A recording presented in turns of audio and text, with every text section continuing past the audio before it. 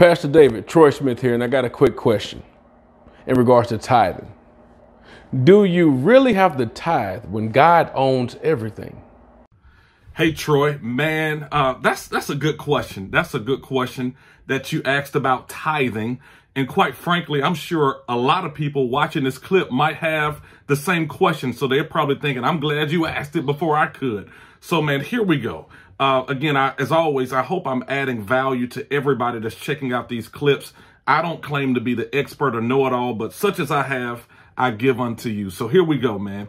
First and foremost, let's just kind of understand something. You know, basically with God owning everything, having everything, why do we have to tithe? Let's get this straight. Tithing is not for God. I'm going to say that again.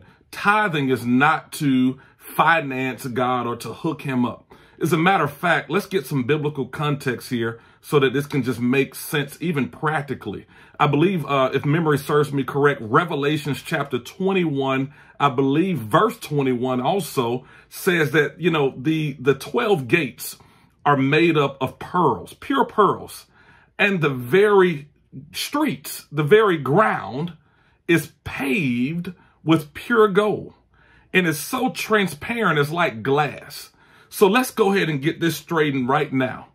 What we fight wars over, gold, God walks on. I'm going to say that again. What we are grappling and fighting over, the Lord actually walks on. So what we value down here is money. Let's go ahead and just be honest, currency. But in the kingdom, the currency in the kingdom is not money, it's faith. Now, you didn't ask me for that, but I gave it to you because I want to set a foundation. So let's go ahead and come out of that. When we look at the first tither, I believe, the first time I've read the word tithe, I believe it's Genesis chapter number 14 with Abram. He wasn't even Abraham yet. He was Abram, and he gave a tithe to Melchizedek. Now, let's go here just very quickly, and we can talk offline if you would like.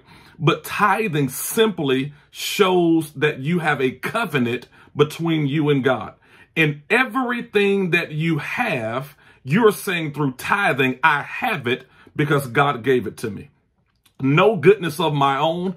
All that I have is because God gave me the strength, the ingenuity, the ability, the creativity to obtain what I have. So not only is tithing 10%, but I believe it's the first tenth. So I don't just, do what I got to do and then I tithe. When I give God the first tenth, it's saying that I honor you first. Nothing and no one would ever supersede our covenant. So God can give you $5 or $5 billion. But when you tithe, it's more than just money being exchanged. It is a reminder of a covenant agreement.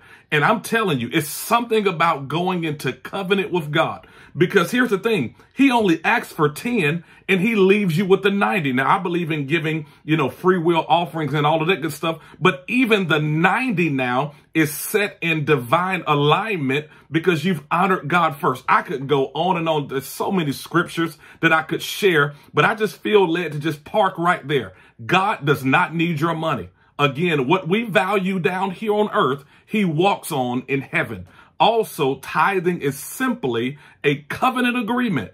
And I don't know about you, but I need to maintain my covenant. Everything that I have, I must give God the first tenth because it also brings the 90 under divine alignment and also divine protection. Thank you for asking, Pastor David. Peace.